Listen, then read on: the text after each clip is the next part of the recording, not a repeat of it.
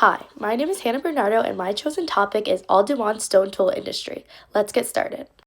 To begin, the Aldewan stone tool industry is the oldest known tool industry created by hominins dating from 2.6 million years ago to 1.4 million years ago. These artifacts are flake stone tools that were intentionally shaped by striking stone to remove flakes and create sharp edges. This technique is known as stone knapping.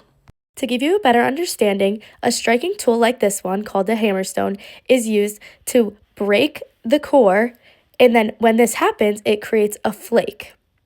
This flake is sharp and it has many uses. Another common method is the bipolar technique. This is when a core is placed on an anvil and struck from the top with a hammer. In this diagram, you can see a hammer is used to strike a core which is placed on the anvil in order to create these tools right here. To give you a good idea of what's in an Aldewan toolkit, you should know that there are percussors such as hammerstones and spheroids.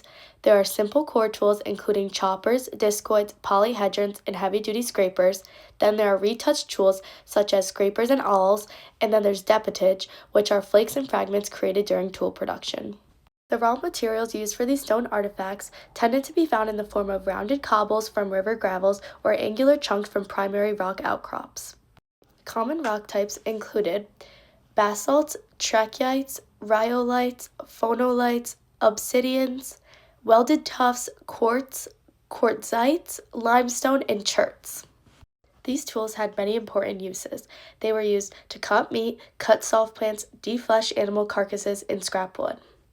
It's important to note that increased cranial capacities from 450 cc to 900 cc allowed for the increase in tool standardization. As well, I can't forget to mention that it takes remarkable control and skill to carry out the techniques used to create these stone tools. To transition into talking about some of the most famous Aldewan sites, it's important to discuss Alduve Gorge in Tanzania, where stone tools dating to about 1.8 million years ago were first discovered. To transition into talking about some of the most important Aldewan sites, it's important to first discuss that Aldewan tool artifacts were first found near the bottom of Alduve Gorge, Tanzania, dating back to about 1.8 million years ago. However, later discoveries pushed the age of Aldewan technology even further back. In fact, a collection of artifacts were found in the Gona River drainage through paleoanthropological investigations. These artifacts in Gona dated to about 2.6 to 2.5 million years ago, making them the oldest known stone tool in the world. When looking at this map of Africa, you can see that Gona, Ethiopia is right there. Fieldwork was conducted in the Gona study area from 1992 to 1994. The tools were discovered in sediment layers within the Hadar Formation in Ethiopia. In fact, there were core tools, flakes, flaking debris, hammerstones, and anvils discovered. Most of these tools were made from trachyte, a volcanic rock with good flaking properties, although rhyolite and basalt were also used. Due to the various types of stone tools created, it was clear that these early hominids had impressive knowledge of stone breaking. This archaeological site produced 2,970 stone artifacts, and they were discovered in the sediment layers within the Hadar Formation in Ethiopia. In order to determine the age of these tools, researchers used two main methods, the first one being radiometric dating of volcanic ash layers. The second one was magnetic polarity stratigraphy, which studies changes in Earth's magnetic field recorded in rocks. With the help of these methods, it was discovered that these tools were found to fall between the Gauss-Schronn and the Matuyama-Schronn transition, which confirmed the age of the tools to be around 2.6 million years old.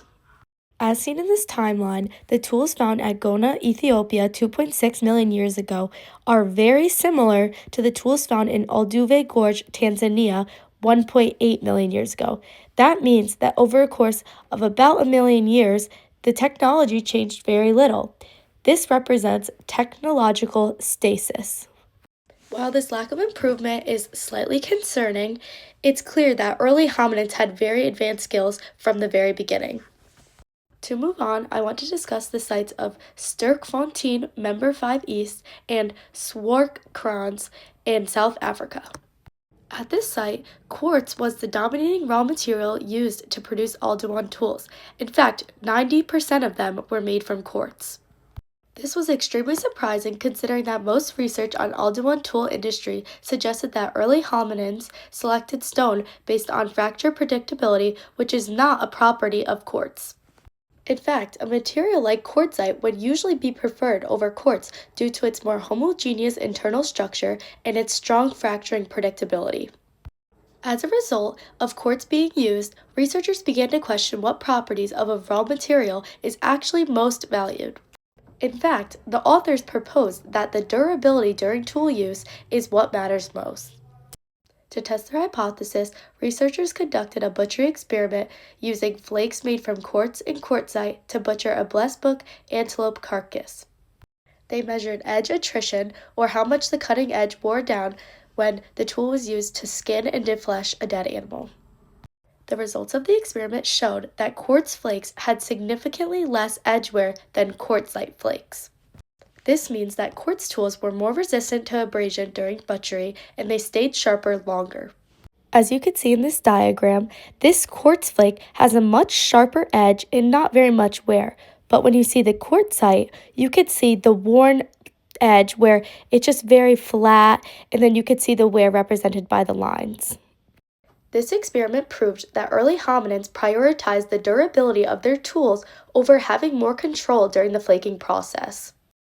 A likely reason for this is that they needed to butcher animals to ensure their survival, and quartz stone tools helped them best achieve that goal.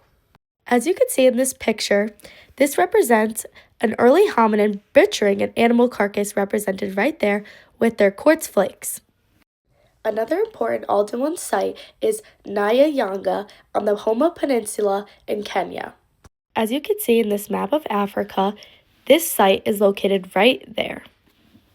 There were 401 stone tool artifacts found at this site, and they date back to about 2.6 million years ago. These artifacts included flakes, cores, hammerstones, pounding tools, and flaking debris, which provides evidence that these tools were manufactured right there on site.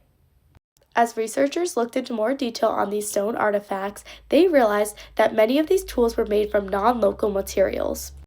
In fact, it was discovered that early hominins were transporting stone raw materials over vast distances, and they weren't coming from nearby sources. As seen in this diagram, early hominins were transporting stone up to 13 kilometers. They were going from Nyanga to the rock source and back in order to make the stone tools right here. This reveals that early hominins had keen environmental awareness, they understood where to find the best raw materials in stone for tool production, and they possessed strong planning skills. As well, I should note that Aldebaran tools at Nyanga were produced from various raw materials, including Bubukan quartzite, Nyanzan rhyolite, quartz, chert, and granite, which were carefully selected due to their durability, hardness, and brittleness. For this much attention and care to be put into the stone tools production, they must have been a really important part of early hominins' livelihood. This is especially true because these tools were definitely being used for foraging plant and animal tissue for consumption. Overall, the Aldebaran tool industry revealed that early hominins had advanced cognitive abilities, which was evident through their ability to produce tools with precision, control, and knowledge of stone properties.